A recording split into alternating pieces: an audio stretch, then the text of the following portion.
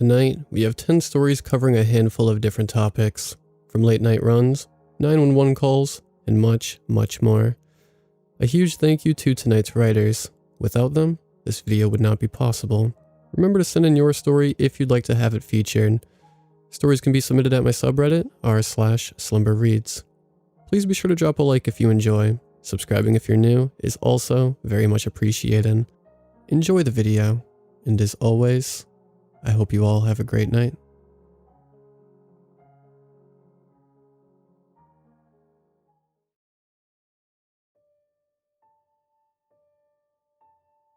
In my hometown, there's one rule everyone follows. Never go out when it looks like it's going to rain. It sounds like common sense to not go out in the rain, but for some reason, it's treated like a law in my town. It's even taught in schools. There's signs all over town. The local news will even tell you not to go outside. Not only that, you can't even look outside if it's really bad. I tried to open the curtains once, just to see what it looked like, when my father yanked me away and threw them shut. It was one of the only times he yelled at me. It was on one such cloudy day that me and my cousin Dylan, he was about 10 and I was 14, sat playing board games in my room. Our parents had gone out to some kind of party, and we were stuck alone with Monopoly and the like. We would have been playing on my game system, but an unfortunate accident involved my half-asleep father, and a forgotten roller skate had rendered it broken.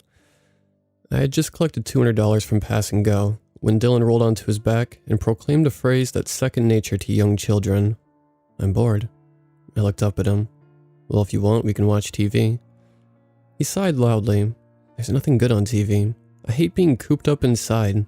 Why can't we go outside anyway?" "Because it's cloudy," I responded while organizing my paper money. He sat up and looked at me. "And why's that?" I looked up at him. "What do you mean?" "I mean, why can't we go outside? Because it's cloudy? It's not like the rain is gonna kill you." I shrugged. "Let's ask our parents when they get back." He let out a long, exasperated sigh, and I internally sighed. He was not going to let this go. I looked at him. "Then let's go look out the window." He perked up at that. "Really? Let's go." He rushed upstairs and I followed. I didn't really share his enthusiasm or curiosity. What's the worst that could happen? At most, it would probably just rain and he'd complain some more. As we got upstairs and went to the window, he was practically bouncing with excitement. I opened the thick curtains on the window a crack. I was afraid of a neighbor seeing and telling my parents. And the scene that greeted me was exactly what I expected. Nothing. It was the usual street, just devoid of people taking their pets for a walk or cars driving around. The sky was dark and gray, the clouds hanging so low, they almost looked like they'd touched the tops of the trees in the distance. As I looked at it, I saw some patches that were slightly darker than the rest. I didn't think much of it. It must just be a weird weather phenomena. Dylan looked for a while before he started to shift and looked at me. "Nothing's happening." I shrugged. "I told you. Probably won't even rain.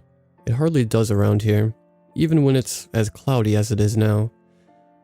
He sighed and looked out again, then paused. "What's that?" I looked up and out the window to whatever he was pointing at. For a moment, I didn't know what he meant. Then I noticed it. It was some kind of cord dangling from the sky. It was thick, about the thickness of a power line, and it just hung there, unmoving.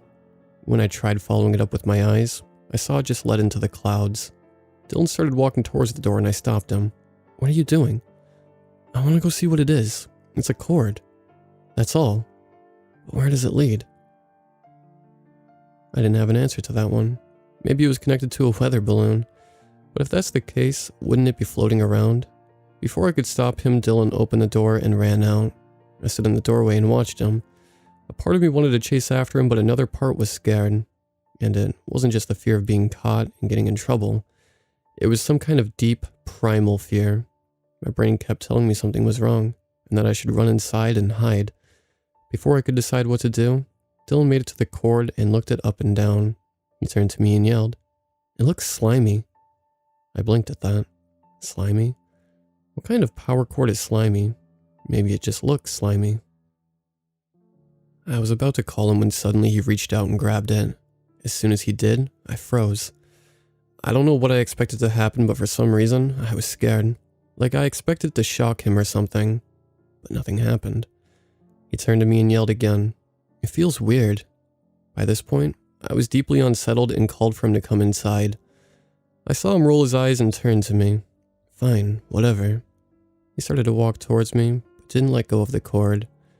I called for him to let it go, and he turned to it and looked confused. I saw him shake his hand a few times, but the cord never left his hand.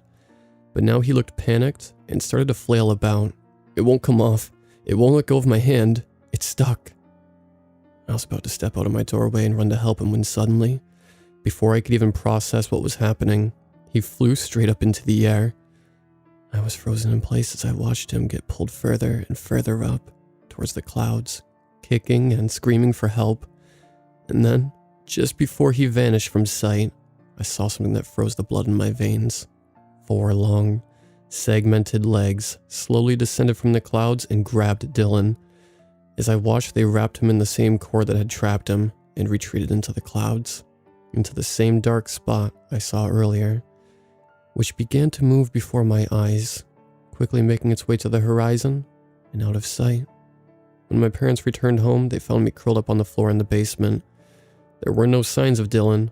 When I explained what I saw, I expected them to say I was lying or tell me I had a bad nightmare. Instead, they looked at each other sadly and told me it was going to be okay. The next time I saw Dylan's parents was a few days later. I was in my room when I heard crying downstairs in the living room. I slowly made my way to the stairs and peeked into the living room. I saw Dylan's mom and dad, my aunt and uncle, sitting on the couch. My aunt was crying while my uncle tried to comfort her. I quietly went back upstairs. I couldn't face them. It's been years since then. I've since moved out of my hometown and into a city. I live a pretty normal life and keep to myself, but I still haven't completely recovered from what I saw. I never go out when it's cloudy. I don't know if what I saw was confined to only my town or if there are more, but I also never fly on planes because I'm terrified of what I'll see when I'm on the other side of the clouds.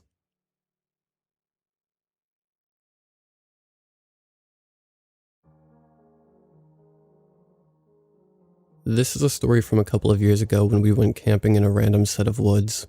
It was post-GCSE, and a group of lads and I thought it would be a good idea to go camping in a woodland around 5 miles away from our town for a couple of days. So the day came, and we brought the camping gear and set off walking to the spot. We got there and set up 2 tents in an opening in the middle of the woods, which we had never really seen before. It was a very picturesque spot, and had beautiful views over the town. It was quite a climb to get up to the spot, and we were quite tired from the trek. We brought a one-time use barbecue and a pack of sausages and bacon with rolls. We also sat around a campfire for many hours of the night. It was surprisingly eerie throughout the night. You couldn't even hear the swaying of the trees, and only the speech and crackling of the fire, which was quite relaxing. I checked my watch for the time and it was around 1:45. I said to the lads something along the lines of, "We need a good night's sleep," as it was getting later and later. So we all got settled in the 2 tents, having 3 people in each and sleeping on mats we used when we went on a school camp. Most of the lads were sleeping, as we could hear them all snoring. However, my friend Mike and I couldn't get to sleep. The relaxing atmosphere had changed, and something just didn't feel right. The atmosphere changing into something more sinister. I heard some very strange noises. Mike and I turned our heads to each other, however, laughing it off, as one of the lads in the tent next to us was a prankster, and was most likely trying to scare us. The strange sounds continued, and it became clear that the sounds were not coming from the tent next to us, but in the near distance in the woods. We wanted to go out and look. However, we were tired, and didn't want to get out of our sleeping bags, so we decided to do rock, paper, scissors. Whoever lost had to go out and check what the noise was. I won, so Mike went out with a torch. He was gone for a couple of minutes and I was beginning to get worried. I heard someone or something approaching the tent. My heart racing, I looked inside. Mike was outside, but he looked different. His normally tan face was now pasty, with a facial expression of solemn dread and terror riddled upon his face. He then said, "We have to leave now. stuttering and shaking as he said it. The other mate in our tent, looking very alarmed as he just woke up. I got up, grabbed my bag, and we woke up the lads in the other tent, and I told them what Mike said. They all got up as Mike had never lied before. They got their rucksacks, and we started running full speed down the hill. At the bottom, I quickly glanced back, shining my torch up to the top. I wasn't 100% sure. However, I thought I saw a slender arm and hand wrap around one of the trees. I turned back around and we continued running. We weren't able to call anyone to pick us up as it was very late. We barely spoke on the way back. All terrified. We ended up staying around James' house, a boy in the other tent, speaking nothing of what happened. The next day we went back to pull down the tents. However, when we got there, our tents weren't there, and no sign of them anywhere. However, a strange marking on the floor and trees. To this day, it keeps me up late at night wondering what was up there, and what could have happened if we stayed there, and whether we will ever experience it again. The questions are endless, and so is the terror. Has anyone else experienced something similar?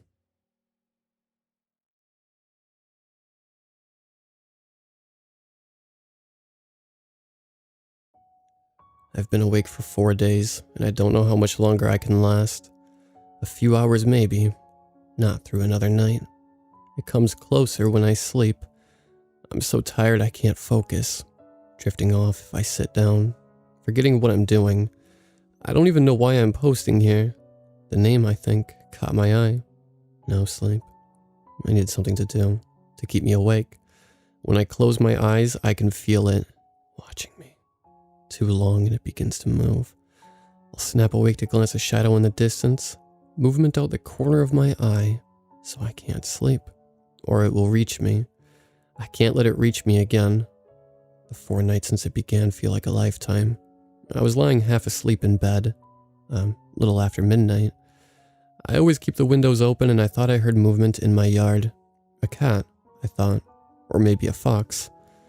I tried to ignore it, but no. This sounded different. I got up and went to the window to look out. It's strange how we change when we are alone. Before my wife died, I would have ignored it, I think. Dismissed it as paranoia. I wouldn't have been struggling to sleep in the first place. Not with her beside me. She might have heard it, and I would have told her not to worry. But she's been gone for 2 years, and I'm a lonely old man. So worried, and looked. Nothing. No cats or foxes, barely a breeze in the dark, just trees and grass and weak moonlight. I went back to bed, but in a few moments I heard it again. The same sound. Movement. Something at the window downstairs. Or maybe the door. Stupid, I thought. Just the wind. But no harm to check. I pulled on a shirt, flipped on the lights, and went downstairs. Nothing now, of course. Still, I closed the windows and checked all the doors were locked. The house was always so quiet on my own. I climbed back into bed and tried to relax. Deep breaths. I remember thinking how I had to get a decent night's sleep, and I wouldn't be any use the next day. Not a young man anymore. An hour or so passed, I think, before another sound snapped me awake. A creak from the stairs. I didn't move. Just lay in the dark, eyes wide open, listening. I didn't have any pets. All the doors and windows were closed. The stairs only creaked with weights on them. I breathed slowly, silently. After a few minutes, I sat up, looking at my door in the darkness. Nothing. I walked slowly to the door, opened it a crack and peered through. Nothing there. I opened it further. Of course there was nothing there. Stupid. I was a little angry with myself now. Slammed the door and pulled the covers up around my neck. 15 minutes maybe before I was asleep again. I didn't really wake when I heard it. It was just a faint scraping noise, like a nail pulled across cloth. I barely felt it. Something sharp dragged across the covers at my feet. I opened my eyes and looked into the dark. It was standing at the end of my bed. In the snatches of sleep I have since, I see my wife. Before she passed, exhausted and frail, trying to keep her eyes open. It seemed like she wanted to tell me something, but the words never came. We didn't have children, no family still alive to speak of. It wasn't a problem when we had each other, but when someone is the world to you, and you lose them, you've lost everything. I begin to dream of her and then I feel it watching, see the memory of its hunched shoulders and long arms, reaching. No, stay awake, push it away. I couldn't go home after it happened. I tried to stay around people, busy places I could stay awake, where I wouldn't be allowed to sleep. The streets of the city center. I want to ask for help, but who do I ask? I would look and sound like a crazy old man, dirty and exhausted, living on the street. Maybe I'm not thinking straight. Too tired, too scared. How would anyone help anyway? Even if they did believe me, what if it hurt them too, and it was my fault? I don't know why this is happening to me, so I don't know if I can pass it to someone else. Can't be responsible for that. I would think I was going crazy, if it weren't for the bruises where it touched me. I waited until a public bathroom was empty and looked in the mirror. It's not really bruises.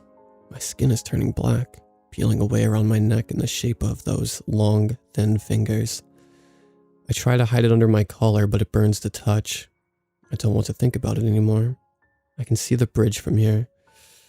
I'm thinking about jumping in the river to end this, but then I think, what if it is there in the deep, waiting for me, always so cold? I can't seem to heat up.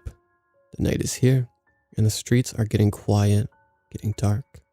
My numb old fingers too cold to type. My eyes are stinging, eyelids heavy. I can't stay awake any longer. Why am I writing this? I don't know. I just want someone to know I was here, I think. I didn't just disappear. It's come closer. I can feel it. I can't stay awake.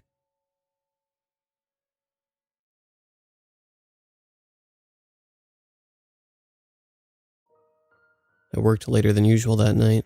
I typically get off at around 6 p.m., but I stayed until about 9:15 to help out. Whatever. I could use the extra few bucks, and I didn't have any plans aside from going for a run. I never run at night as my neighborhood can get a little sketchy, but I was feeling wired and figured I'd burn off some energy. There's a trail around the corner from my house that is pretty well lit, so the plan was to just do a quick run and then relax before I was ready for bed. I left the house, walked for a few minutes. Then once I got to the trail, I started to jog. The breeze gently blowing against the trees and gravel under my feet calmed me down for some reason. It was cathartic. The trail is always busy during the day, so getting out there without anyone else was enjoyable. The serenity of the trail felt like an escape. It felt like I was the only person on the planet, which is something I don't think I've experienced before. I liked it. As I continued on, I began to approach a faint sound just off the trail. It was difficult to make out at first, but the sound of a metal shovel piercing through dirt was unmistakable. I heard it every few seconds. Curiosity got the best of me and I slowed down. My mind couldn't think of any reasonable explanation as to why someone would be digging late at night, and my curiosity gave way to nervousness. I casually stopped jogging and then the sound stopped. The silence was bizarrely loud. I'm so used to the sound of cars and people that I didn't know what dead silence even sounded like. The lighting only illuminated parts of the trail and didn't reach the trees, so I pulled out my phone and turned on the flashlight. I scanned it from left to right, not really sure if I wanted to see anything or not. Then I heard it, breathing. The night was so quiet that I could actually hear someone breathing in and out, but I couldn't see them. If I could hear them breathe, then whoever was there could hear me. That was enough reason for me to just get the hell out of there. I turned around and started to quickly run back to the start of the trail, about 2 kilometers away. That's when I heard it. The very sound that I felt was so calming just a few minutes ago was terrifying. It was the sound of my feet impacting the gravel trail, but now it wasn't just mine. I was being chased. I ran as fast as my legs were capable of going, but panic was setting in. I turned my head to catch a glimpse of whoever was chasing me, but I could barely make anything out. Even with the lighting on the trail, all I could see was a dark figure, and it was coming for me.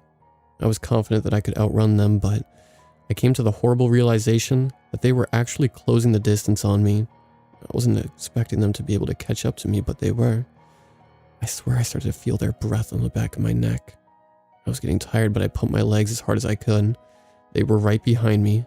In the distance, I finally saw the opening of the trail and could only pray that I wasn't caught before I reached the street. I could hear a low grunting that felt like it was right in my ear. I was mere feet from the opening when I felt a hand grab the back of my shirt. I had one last burst of energy and pulled myself away and ran into the middle of the street. I whipped around, exhausted, but I was going to have to fight whatever was behind me. A dark figure stood in the opening of the trail. We stared at each other for what seemed like hours. I fought the urge to just collapse on the ground from exhaustion and fear, but I managed to find the strength to turn around and run. I got home, opened the door, locked it, and sat with my back against it, not wanting to move. I woke up in the morning, still leaned against my front door. I got up, trying to piece together what happened. I walked over to the window and peered out. I was overjoyed at the sight of daylight and people walking their dogs and kids playing, all the things that made every day normal. I then looked down, and that's when I saw the large footprints all over the porch.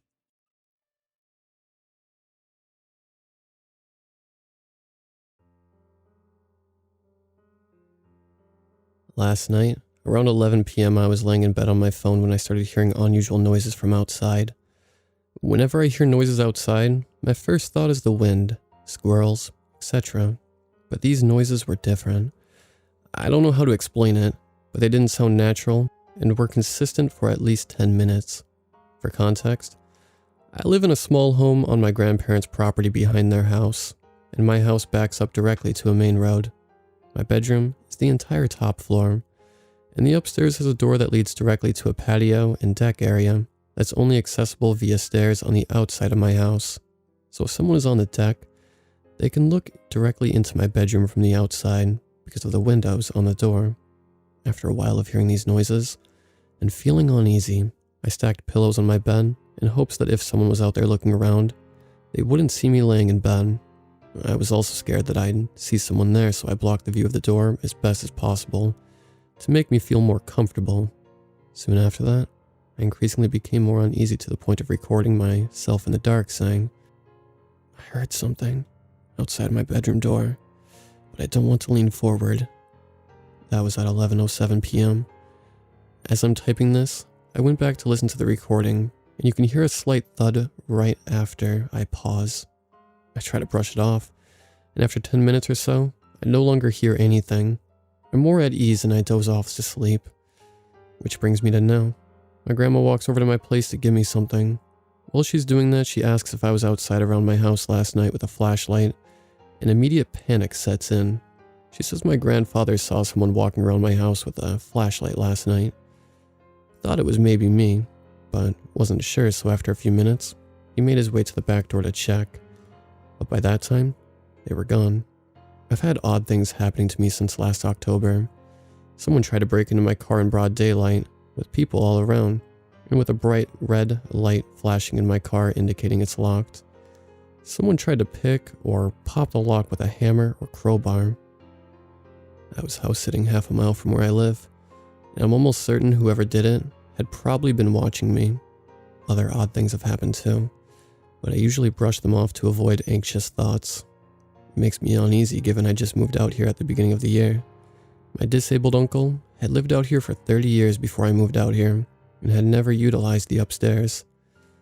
Maybe lights being on upstairs all of a sudden has piqued the interest of others. My uncle only had one incident similar to this, but it was years ago. Also, since I've been renovating there, are random things like glassware, a bed frame, a lamp, etc. sitting on my desk. But nothing was touched, nothing was taken, which is more unsettling to me than if something was taken. Also, random side note, but maybe not. Last week we had a bad storm in our area around midnight. Constant lightning, loud thunder, heavy rain, and wind. Me, loving storms, decided to step outside on my deck to record some of it. After a couple of minutes I heard screams in the distance as a car started approaching on the main road. Directly after the scream was a long drawn out, "Help." And then right as they were passing my house, there was a loud but short, "Help me." I heard this all in real time and was shocked I caught it on video. Why was the passenger window down in a storm? They were genuine screams that sounded to be female, and were very loud to have been caught on video. Although you can see my house from the main road, you wouldn't be able to see someone standing outside above the road given the tree cover and how dark it was. It's just strange. There's weird stuff happening and I don't know how to explain it. I just bought a security camera to place outside so I'll have better peace of mind once it's installed. Maybe I should start trusting my gut instinct more often. Goes to show how easy it is to sense the presence of someone, even if you don't see them.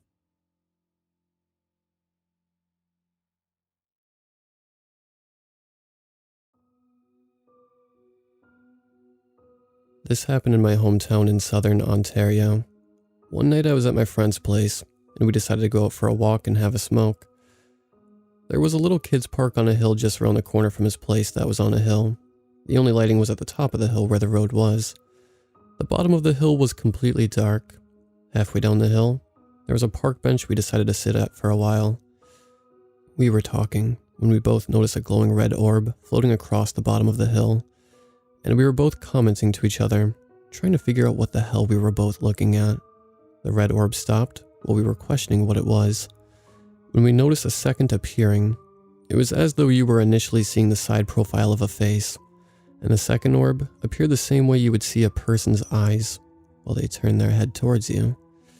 We stopped talking and watched whatever it was, staring at us a little longer before unanimously deciding to get the hell out of there. We still watched it go to the other side of the bottom of the hill as we were quickly making our way back up to the street. The thing is, the bottom of the hill on the far side, the direction it had been walking towards, was in an opening to the street where a small bit of light from the streetlights came through, and when it got to the light, we saw an 8-foot tall, lanky black figure.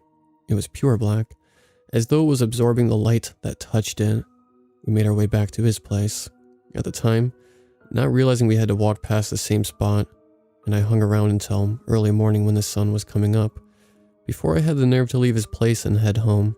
He came to me the next day and told me that night, his neighbor claimed to have heard a loud thump on his roof, as though something had jumped on it. The neighbor heard for around 2 minutes a lot of scratching and tearing before the sound stopped. Whatever it was that we had seen followed us, and ripped half the shingles off the neighbor's roof in 2 minutes. I didn't believe him initially, but when I went by his place that day after school and saw the neighbors had tarped off their roof and there was pieces of shingle all over the place, I've never known what it was we saw, but I've always wanted to know.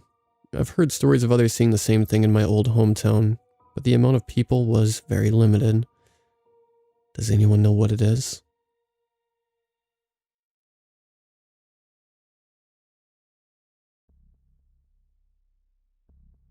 I live in a rural area in the north of the UK. About 20 minutes outside of the village I live in is a large complex of abandoned buildings. I haven't ever been able to get a straight answer on what these used to be. Some say an old farm, others say it was an RAF, a UK Air Force base. Either way, it is a cool place to explore and any kid's dream. I'm older now, 18, male, but I practically grew up here, spending many summers at this place with my group of mates. We're all older now, so we don't go anymore. I mentioned how many times I have been to demonstrate how comfortable I am with this place. Any creepy feelings usually associated with abandoned buildings have worn off because of how many times I have been here. I should also mention that in all my time of visiting this place, with my friends, we have never seen anyone else there. It was kind of like our place. Tonight I was chilling with a mate at my house. We were both going to separate universities in a few weeks, so we were feeling quite reflective, and started talking about our childhoods, and in particular, our many trips to these abandoned buildings.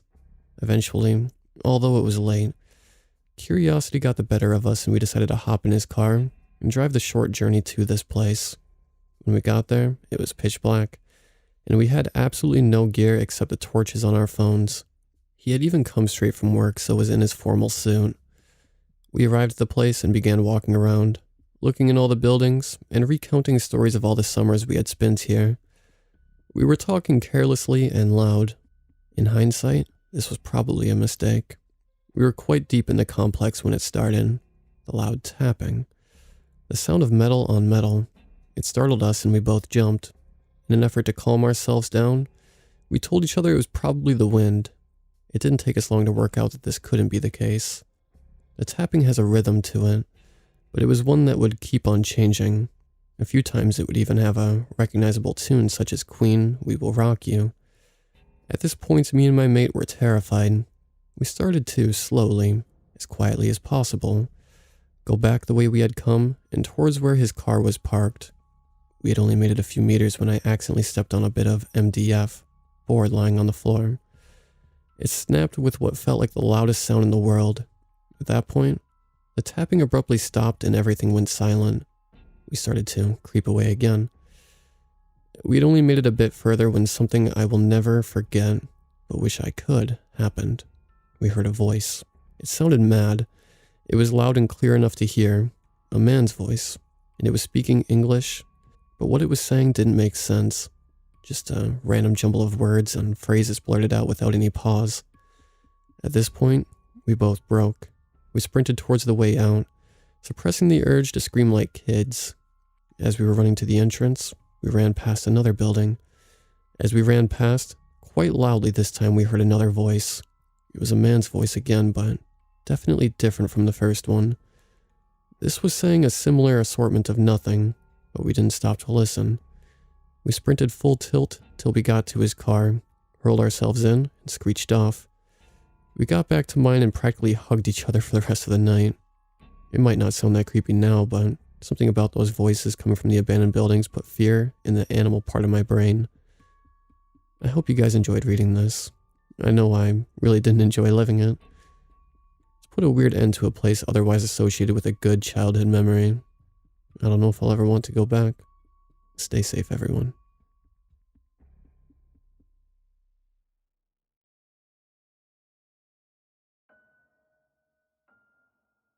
I put on the suit again this morning. Still tight. Damn it. Can't wear this on my first day. It was a cold February morning, and it was my first day of my first job as a hitman.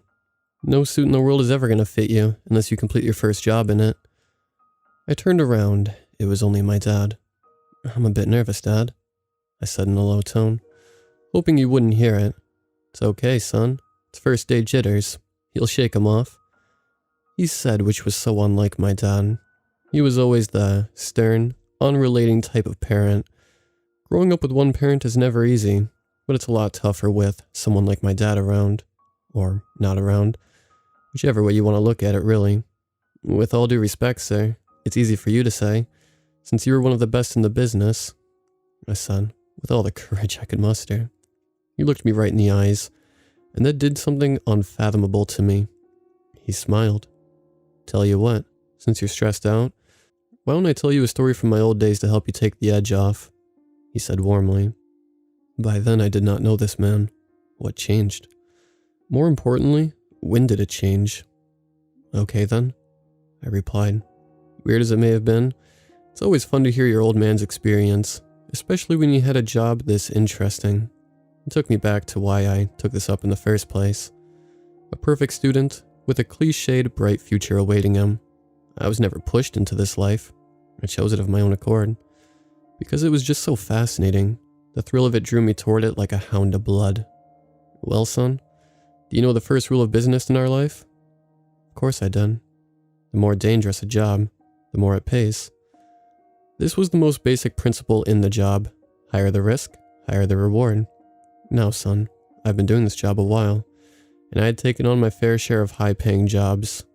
He stumbled a little, even slightly afraid. "Are you okay, Dad?" I asked him. "I once got a job offer for $100K. To put things in context, it was 10 times the amount paid for a high-end job. My jaw was dropped. My interest peaked. And for the first time this morning, I didn't feel the suit as an uncomfortable burden. "What was the job, Dad?" I asked, like a little kid who had just learned a new thing in school and wanted all the answers to the universe in one day. "Well, the job was to go to an empty apartment and sit in there for 60 minutes. "So the job was to go to an apartment and just sit for $100K? Seriously? So did you take the job?" I asked him, although it was more of an assertion than a question. He would take the job, wouldn't he? It was easy money, not to mention it was a lot of money. If I'm being truly honest with you, I was going to refuse. I was confused. Why would my father refuse that kind of money? Paranoia. That ever so creepy feeling that something is going to happen to you. That you're going to lose it all the second you hit the jackpot. That the lottery winner will be killed in his sleep. It was a vice that had taken far too many great men in the past, and I could see it creeping up on my father too. But then I took the risk and got ready for the job, except there wasn't much to prepare for. On the surface, it was the simplest of tasks, and before I even knew, the day was there. My father had a very long and tired face by now, as if the burden of his story was something he bore to this very day. I was concerned for him, but I was also interested in the story, so I made no effort to stop him. I reached the place. It was just as promised. A small house on the side of town, a place where people like me would stand out. It was eerily quiet for a normal afternoon, so I was on guard. At least I reached the front door of the place. By now I could feel my heart rise, each thump on my chest a little louder than the last. The place was within expectations, nothing out of the ordinary. A darkly lit hallway proceeded into a dingy room with only a chair. A clock was placed on the chair. I supposed it was to remind me of the time limit, 60 minutes. Couldn't be that hard, could it? He had started to look out of the window now. For the first time in my life, I looked at my dad and saw something human, staring out there into nothing. Dad? Yeah, sorry. So I sat down and waited for the time to finish. It was like hell, staring at the blank wall, one hand on my gun. So for what seemed like an eternity, I waited, and when the hour was up, I left. As simple as that, he said, but I was not buying any of that. A job so big, so high-paying did not require him to do anything. I can see the look in your eyes. I know what you're thinking. There was a time when I felt the same way you did. For days it ate me up alive. Every street, every cafe. I personally don't know if anything or anyone was following me, but I could not shake that feeling that I was watched. So, how do you shake that feeling off eventually? I asked him. He turned towards me, as pale as death itself. That's the thing, son. I never really did. It was like getting hit by a truck and watching your loved one getting hit by a truck at the same time. I started frantically searching my drawer. It was here somewhere. I found it at last. An old newspaper clipping. Paid hitman commits suicide. Reasons unknown. Dad was not here by the window anymore. He hadn't been for the past 5 years. Is this a dream? No, it can't be. I'm sure I'm awake. Was that an image of my father I just created in my head? That would make sense. My father was not this person I had conjured. More importantly, was it trying to tell me something? First days at a new job are never easy, but it helps to take a deep breath before you begin, they say. I would need quite a few to regain myself this time, though. I fold the suit perfectly and put it back in the cupboard. I wouldn't need it anymore.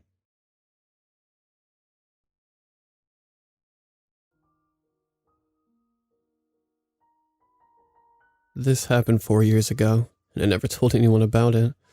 Even the few people who were there have decided to not believe it, which I understand. It's easier that way. Unfortunately, I don't have that option.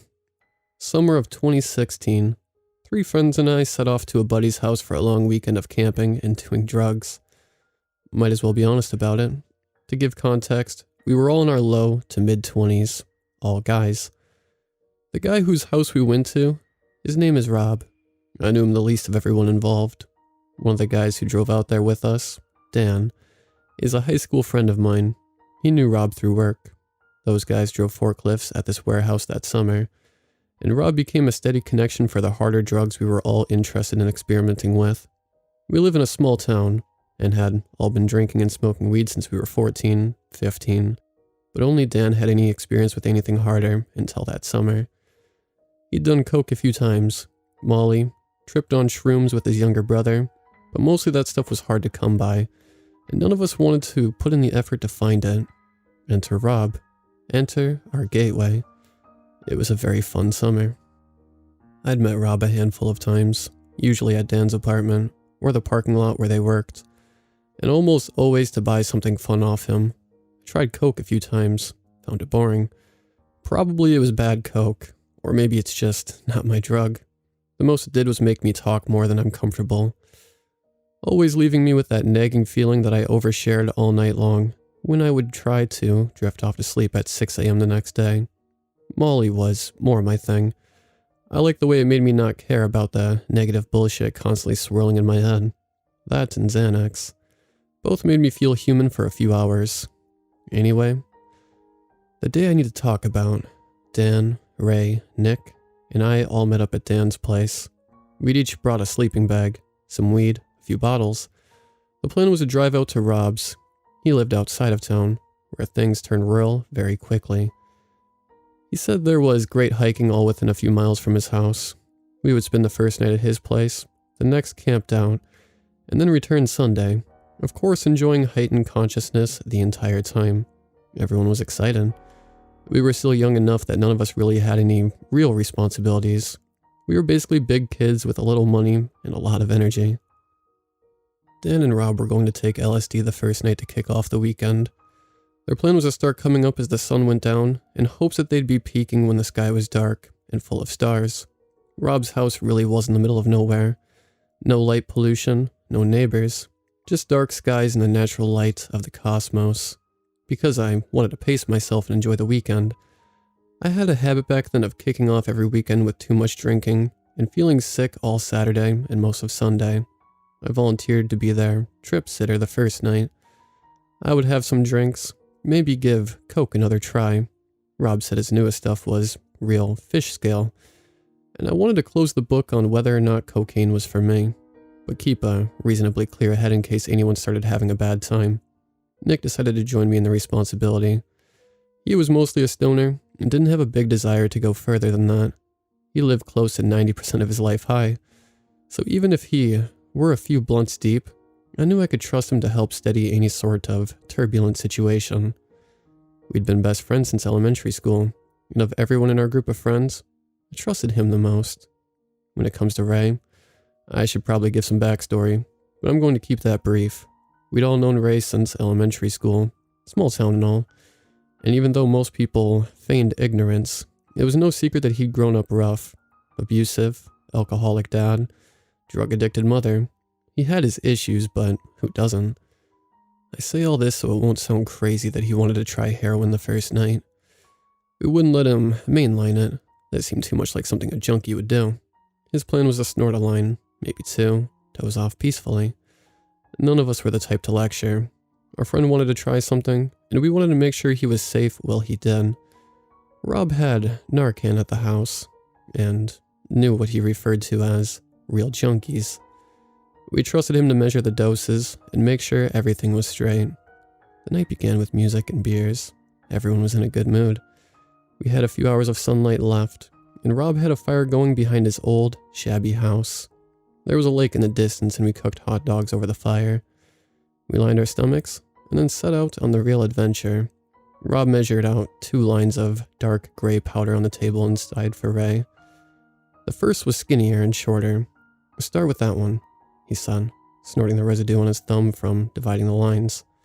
"Should be enough to have you flying. Some people have a natural tolerance, so if that's not enough, you can do the second one." "He's good with that?" Nick asked. "Yeah, no doubt," Rob said. He reached into his backpack and pulled out a small white bottle with a tube at the end. Tapped it on the table. "Got this if anything happens. Wake him up in less than 2 seconds. Perfectly safe." The bottle looked like Flonase to me, but he was the expert. Being that Ray was going the hardest, he went first.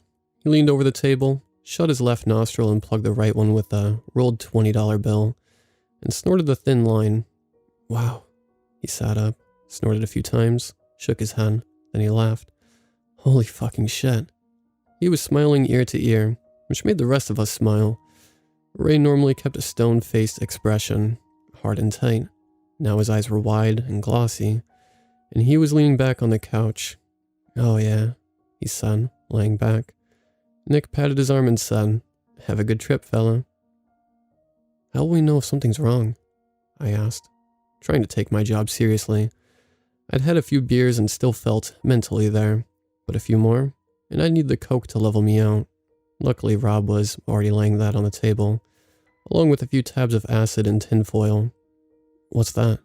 he asked, looking at me through the small bag of flaky white powder. "Do I need to keep an eye on him?" "Oh, nah. He barely took any. Surprised it put him down. I guess if he starts choking or sounds like he can't breathe right, just hit him with this." He threw the Narcan to me, which I fumbled and dropped on the ground. "Ready to meet God?" he said to Dan. "Fuck yeah, let's do it." So they each put 2 tabs under their tongues, and 20 minutes later, they were in the backyard, laying on sleeping bags. We turned all the outside lights off and dimmed the inside ones. I couldn't see anything outside the windows, only my own reflection. Ray was laying on the couch, his eyes closed and a half smile fixed on his lips. His breathing was even and regular, and eventually I stopped watching so closely. Nick was finishing a blunt, and I had just done my first line. "Coke is lame," I said to Nick, wiping my nose. I could feel it dripping down the back of my throat, a sensation that is normally unpleasant, but thanks to some neutral conditioning, I've come to associate with pleasure. It just makes me feel sober again. He laughed his stone laugh and rubbed his red eyes. "Seriously, I drank like 6 beers, and that line just got rid of them. I feel like I could take the fucking SAT again and crush it." I pulled out my phone to check the score of the Cavs game, and saw I had no service. Damn, no bars. Fucking T-Mobile. "You know the score of the game?" Nick checked his phone. "Nothing." "How's this motherfucker live out here with no service?" I asked. I could hear the excited pitch in my voice, and wondered again if that was the cocaine, or just a little fast talking. But I was happy too, just excited about existing. I opened Rob's laptop and checked the game. His internet was spotty, but it worked. "Must use the Wi-Fi to conduct his business," I said. "Buddy's got a landline," Nick said, pointing to the phone on the wall. "I asked him about it when you were in the bathroom. Made some joke about how he's gotta be the last man on earth selling drugs on a landline. Dude fucking looks at me all serious and says, 'Don't touch that phone.' As if I wanted to or something. He's strange, man." "Most drug dealers that live out in the boonies are," I said. I tried to look out the glass door. But again, only my reflection shone. Assuming that Rob and Dan were tripping somewhere in the dark grass, I crossed to the kitchen and lifted the phone from its cradle. There was a weak dial tone ringing in my ear. I cracked another beer and chopped another line. Nick was packing the bong he'd brought along, bobbing his head to the low music we had going. Suddenly, Ray sat up with a gasp. "Welcome back, homie," Nick said, ripping the bong.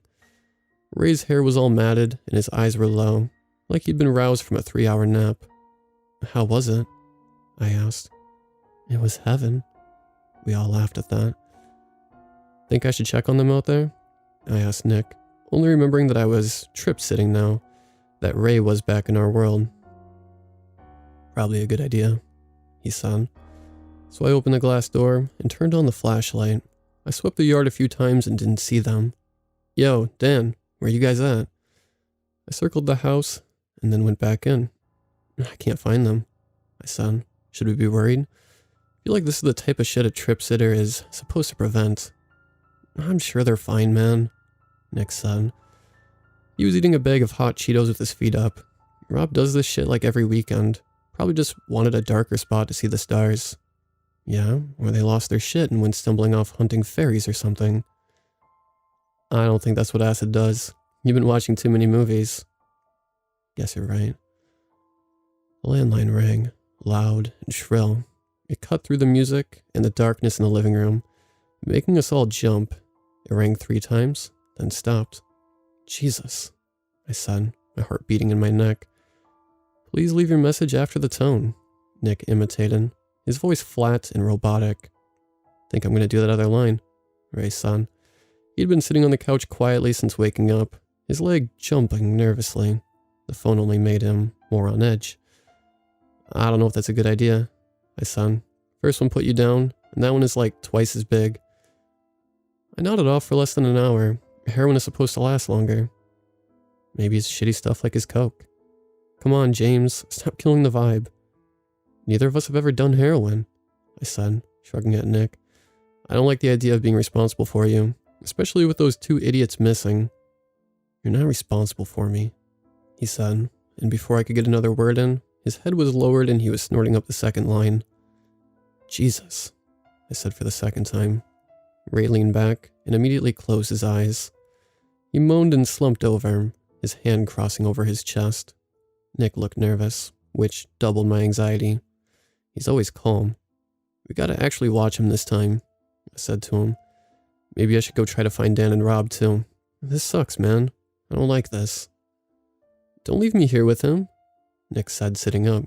He rubbed his eyes real hard, the way he always did when we'd pulled over on a blunt ride, trying to sober up fast. Way too high for that level of responsibility. Alright, I said, and sat on the couch. Want a bump? Might help you sober up. Nah, suit yourself, I said, another line down, and made it disappear. Alright, I said, like pumping myself up. Alright, let's go. The next 30 minutes passed in silence. Ray slept, occasionally snoring. Nick zoned out.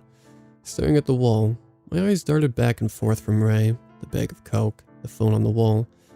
I was becoming very uncomfortable. Paranoid. I blamed the coke and vowed not to take any more. I didn't want to be trip-sitting. Didn't want to be at this sketchy house out in the sticks. And where the fuck was Dan? Was he okay? Everything had gotten weird too fast. Then Ray started choking. The sound was like someone gagging. His chest hitched, his face contorted. I noticed his lips were bluish. Fuck, I think he's choking. I got up and turned him on his side. Immediately he puked his hot dogs back up on Rob's couch. We need an ambulance, Nick said. We need a fucking ambulance. He just kept repeating it, shuffling on his feet.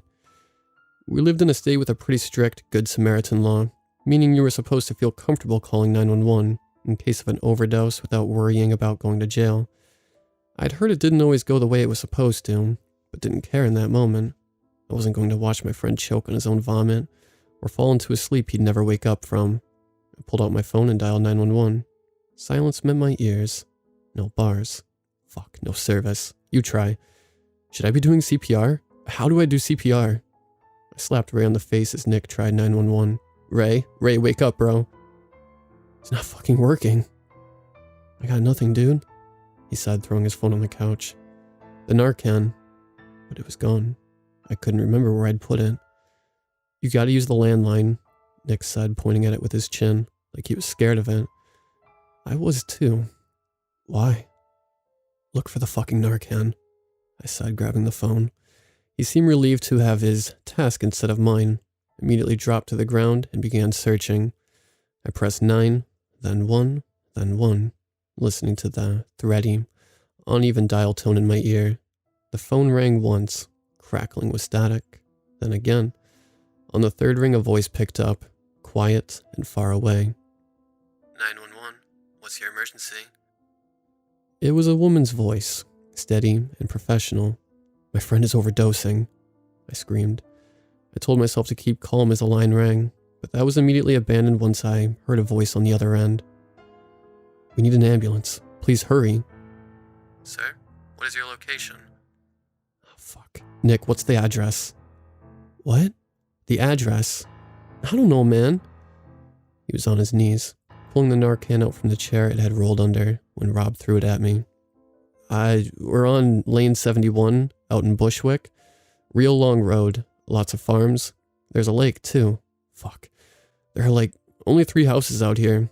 It's the light yellow one. 1 story, red truck in the yard. Silence on the other end. Hello? Do you hear me? Sir, I need you to calm down. What did your friend take? Heroin. He's fucking choking and shit. His lips are all blue. You need to hurry. Can you perform CPR while I get an ambulance to you? She asked, her voice low and monotone. Just another day at the office. Nick, do CPR, I yelled. Shouldn't I use this? He said, holding the little white bottle, but the woman was speaking in my ear, and I was distracted. She just said something about hell. What? I asked the faraway, scratchy voice at the other end of the line. I said you're doing well, James. How? I know he's your friend. Static flared, canceling her voice. Afraid of the dark? I can't hear you. I said. My tongue felt numb, and not from the coke. My legs were rubber. I wanted to fall over. James, he's fucking dying. Nick screamed, taking the top of the bottle. How do I do this shit? I said he'll be okay, as long as he's not afraid of the dark. The woman on the phone laughed. Did he tell you how to use this? Nick's voice was farther than the quiet voice on the phone. Somehow, I was falling into it, losing my sense of place. I could see Nick putting the top back on, jamming the bottle up Ray's nose, squirting it like the Flonase I thought it was. But that was all distant, unimportant. It's very dark where he is, she said. And darker where he's going, where you're all going. We have Narcan, I said, mumbling, just speaking to feel real again. I don't know how to use it. Wake up, Nick was shouting, smacking Ray's pale cheeks. Then I heard Ray's voice through the phone. Please, he said. I don't want to go. The woman's laughing got deeper, distorted. Then the pitch reversed and started climbing higher, until it was more of a scream than a laugh. A horrible shrieking. It exploded out of the phone, and I dropped it. Ray sat up suddenly, his eyes wide and white and bulging. He screamed, "No, don't make me." Nick hugged him. He was crying now, and I think I was too. Ray pushed him off, looking around the room wildly before his eyes settled on mine. "You were there," he said. "I saw you." I dropped to my knees and hugged him too. No ambulance ever came. We didn't see Dan until the next morning when he showed up at the door, alone. The last thing he remembered was Rob telling him he knew a place with a better view of the sky. "It's bigger there," he said, leading Dan into the woods. This was as they were coming up. He spent the rest of the night wandering, running from voices he thought were coming from his head, even though he could hear them with his ears. We never found Rob. We never went back to his house. Far as I know, there was no one to miss him besides his customers. Never read about his disappearance on the news. We all tried not to think about that night, especially Ray and me. I tried explaining what happened to Nick. He listened, and he didn't doubt me, but as time went on, I could see him closing himself off to it, trying to make it less real. I never bothered telling Dan. Ray and I had talked about it once. This was a few weeks before he overdosed again, this time alone. This time for good. He told me, "You were there, in the darkness. I heard your voice and I followed it back. Thank you." We hugged, and when his face left my chest, it was wet. I don't know what was on the other end of that phone, and I hope to never find out. I'm afraid of the dark.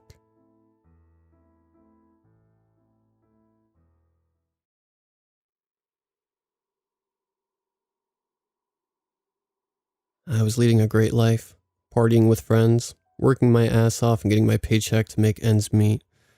My life was just as normal as any other life. That is, until I stumbled across the cursed remote. My life wasn't normal anymore.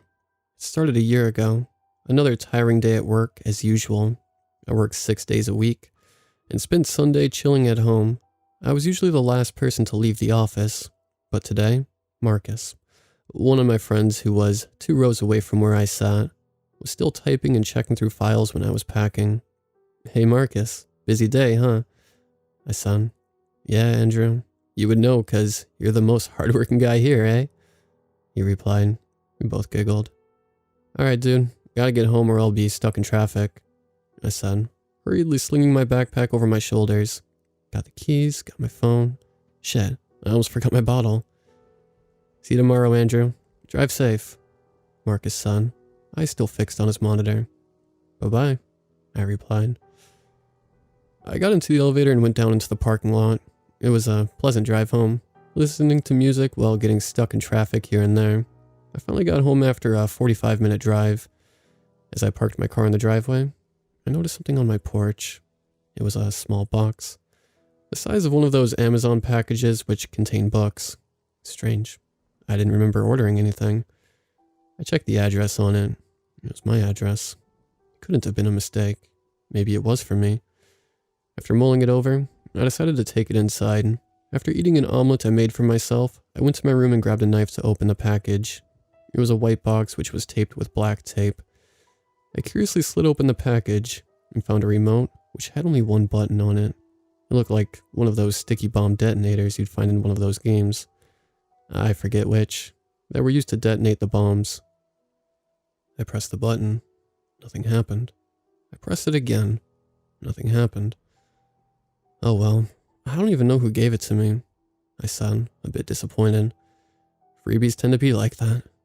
I threw it on my night desk, switched the light off, and pulled the covers over me.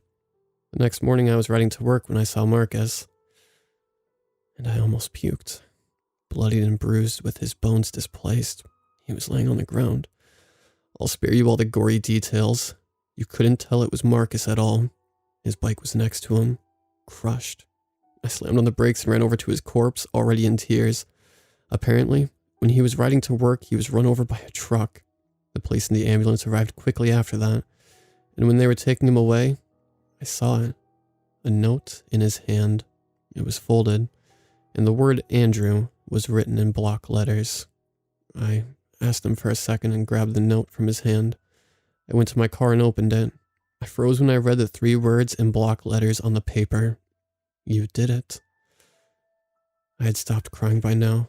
I read those 3 words again and again and again. What had I done? Was it because of me? Did I kill Marcus? Impossible. I didn't even know of his death until minutes ago, when he was already dead. I had a feeling of dread for the rest of the day. Work was, as usual, tiring, and I was glad to finally finish another day of work. I got into the elevator, still thinking about that note. I did what? And who wrote that note? Marcus couldn't have had time to write it. I was told that he was instantaneously crushed. The chime of the elevator interrupted my thoughts and indicated that I could get off. I walked to my car, and I froze. There was a paper stuck on my car with print on it. You pressed the button. Suddenly, it all came back. I was horrified. Chills ran down my spine as I realized what the button did. I started up my car and drove home as fast as I could. With only one thing in my mind, I must destroy that remote. Once I got home, I dashed to the bedroom, grabbed the remote and ran back down. I closed the door behind me with a bang and ran to the car. I threw the remote into the glove box and floored it. There was a lake nearby, and it was part of the plan to destroy the remote. I ran into my friend, Larry, on the way. He waved at me, but I just sped past. Once I reached there, I got out and grabbed the remote from the glove box. I heard it click against my thumb. Chills ran down my spine. But if I destroyed the remote, it couldn't kill anyone, right? I stomped on it and threw it into the lake. Everything was going to be okay. Then there was an explosion. I jumped and turned back. For a moment, I felt nothing. Then a wave of fright ran through me. Oh shit, Larry, I exclaimed, sprinting to the car. I floored it again, hoping and praying that my fears weren't true. They were. As soon as I arrived there, I saw the body of a familiar face burning, next to a burning truck attached to a barrel containing oil. Larry. Jesus, no, Larry, I exclaimed, as he burst into flames and I burst into tears. The fire truck arrived at that moment, then the ambulance came a few minutes later, putting his burnt corpse onto the stretcher. There was another note next to my knee. I picked it up as a teardrop fell on it, smudging the ink that had the same word on it. Andrew. When I opened it up, I froze, and my stomach started churning. In small letters this time it said, "Escape is impossible, Andrew." I drove home in a mix of emotions. I was in tears and fright at the same time. When I got home, I was deep in thought. What did it mean by escape is impossible? I got rid of it. It can't be trouble anymore. I made myself a bowl of cereal and watched some episodes of The Big Bang Theory before I went to bed. The next morning, I woke up without any nightmares or dreams. Finally, a Sunday. I was going to watch some Netflix after eating when I heard the doorbell ring. I opened the door and a chill ran down my spine. I screamed. It was Marcus. How are you alive? I exclaimed in fright. What the heck are you talking about? Marcus said with a confused look. Don't play games with me, Marcus. I saw you dead after you were crushed by a truck. I stuttered. What the hell is wrong with you? I'm perfectly fine, dude. Marcus said, irritated. Something dawned upon me. And Larry? I asked, to which Marcus said, he's fine too. Have you been hallucinating? Do you need any help? This was strange. I remembered it all like a vivid dream. I had looked at both of their corpses. Maybe Marcus was right. Maybe I was hallucinating. Or maybe it was a dream. Marcus broke my thought process and then said something that will forever send chills down my spine. Hey dude, I noticed this parcel on your table and decided to open it once I got home. Here you are. It's a remote. It has only one white button. I pressed it like 20 times, but nothing happened.